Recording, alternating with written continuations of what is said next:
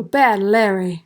What's up, everybody? Welcome back to the Bad Larry Kingdom. I'm your host, Bad Larry, and today we are reviewing the Marvel's 85th anniversary special comic book. Now, Marvel has been producing comic books for 85 years, and you would think that this comic book would be celebrating those foundational stories that built up this company to where it is today. Including stories like from Spider-Man, Fantastic Four, X-Men, Avenger. Oh, what? No, there's a Spider-Man story, and there's a Wolverine Deadpool story, there's a Miss Marvel story, and an Excalibur story, and the one that we're checking out today is, I feel, the very best story within this comic book. This is the only one we're checking out. It's called The Moon Warrior. So like I said, we're checking out The Moon Warrior. This story is written and drawn by Japanese manga artist Yuki Kaku. So this story is basically a what if Moon Knight was Japanese. It doesn't tie into any 616. It's not lore.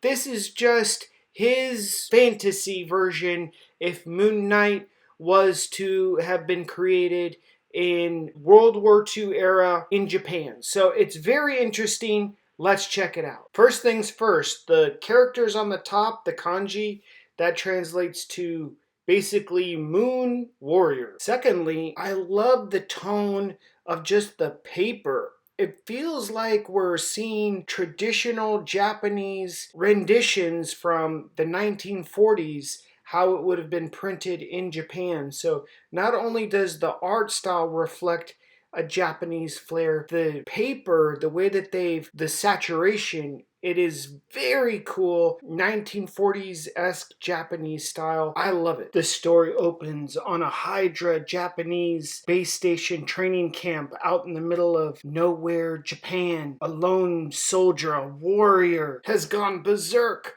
He's out of control. Or is he? He's taking out Japanese Hydra soldiers left, right, and center. The scene is an epic bloodbath. And the kanji written down below basically says this is a spoof of Moon Knight called the Moon Warrior. It's no relation to actual Moon Knight. The Japanese Hydra general over on the left is the one commanding the Moon Warrior. He calls him Tsukikage, which translates from Japanese into literally moon shadow. He's directing him to kill anyone in front of him. Anyone in front of him is an enemy. This is a simulated training, and this Hydra General, Japanese Hydra General, is basically testing out his ability to command Tsukikage verbally. What great art in the renditions. The general commands Tsukikage, token attack!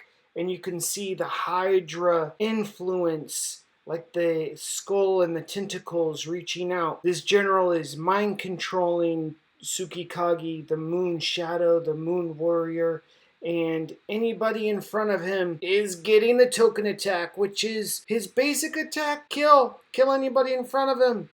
Under the hot sun, Tsukikage, the Moon Shadow, the Moon Warrior, isn't as powerful, but wait till nighttime.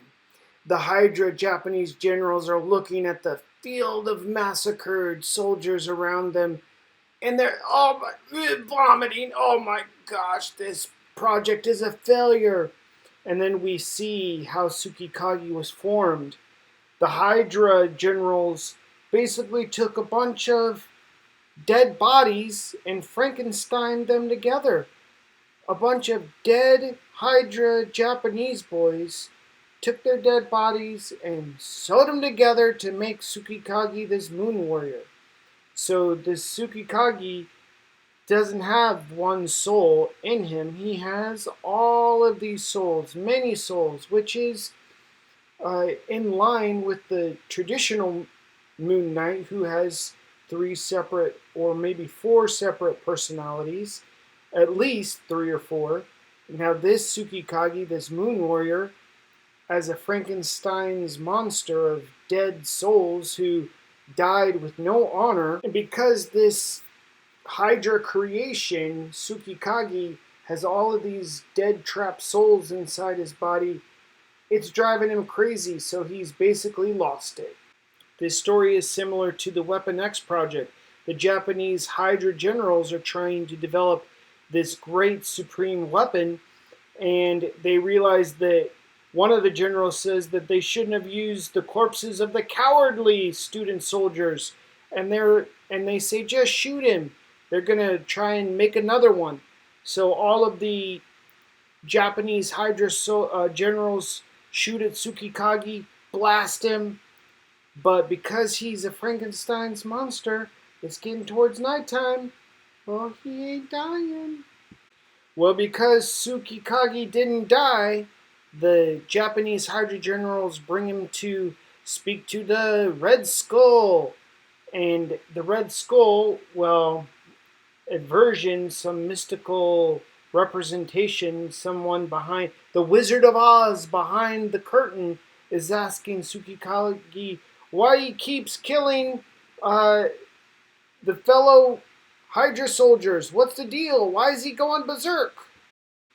Tsukikage responds to Red Skull saying, "Hey, you tricked us. You told us that if we joined the Hydra that it was going to bring about peace and brotherhood and our mission was righteous and honorable, but you just had us killing civilians. This is bullcrap. All of these people who died from hunger rather than battle, there's no honor in that. And you're the devil in human form. You forced all of us little soldiers to die without honor. Now it's time for payback, Red Skull." And Tsukikage pulls back the curtain. Oh my gosh, lops off the head of the Japanese Hydra commander who's controlling Tsukikage. Tsukikage is free. He's on a terror. And what great art, what great movement. Oh my gosh, Tsukikage is amazing. For a Japanese boy, Japanese man back in the 1940s, to die in battle for your country, that's the greatest honor. So for the quote-unquote Red Skull, which was just the Japanese Hydra leader, forcing all of these Japanese boys and soldiers to die of starvation and as bullet sponges without honor, well, that's the greatest disrespect that you could impose upon someone from Japan. So now Tsukikage is lopping everybody's heads off in hopes to die as a warrior. This is his main goal. He's gonna take revenge on all of these Japanese Hydra generals who forced him to kill all of these young boys for nothing. He's gonna get his revenge, and he's just hoping for a honorable death in battle. The imagery is just outstanding. I feel like I'm really witnessing and looking at archives from the 1940s. We see Tsukikage, the moon shadow, the moon warrior, his cape tattered and destroyed, blowing in the wind, showing the crescent moon, a nod to the actual moonlight. And Tsukikage is standing atop a mountain of Hydra Japanese dead bodies. He's victorious.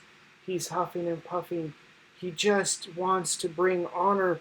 But you have to remember, he's maybe 100 souls inside of this little Frankenstein's body. So it's not just he can't kill one.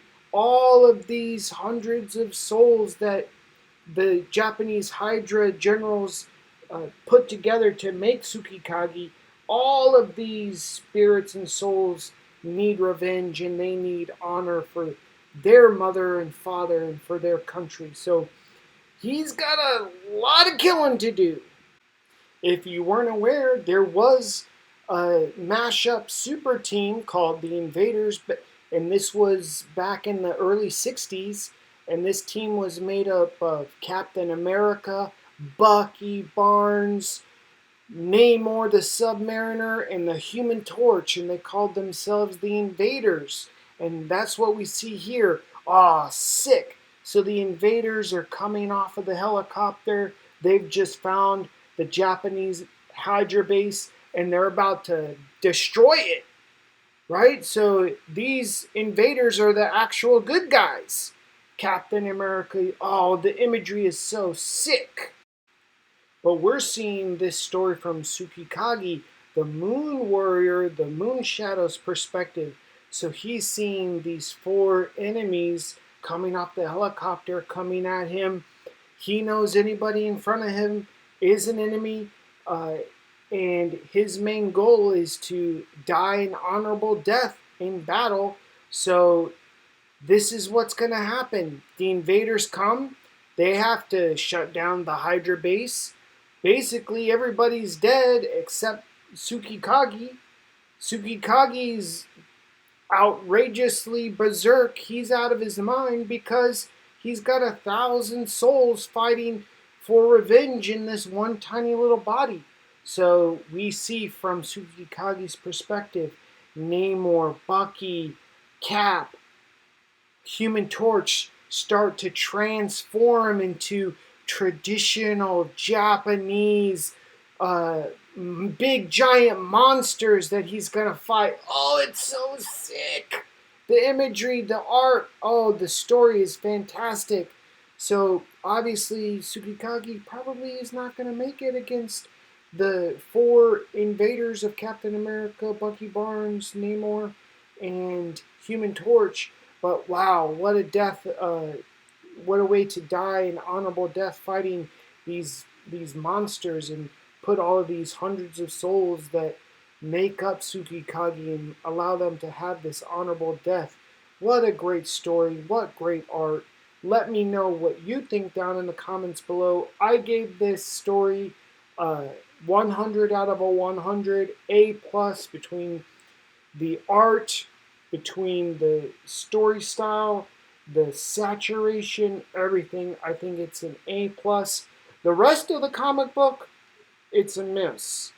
This is the best story in this comic book. So if you have a chance to read it but not buy the comic book, do that. Make sure to hit that like button. It means a whole heck of a lot to me.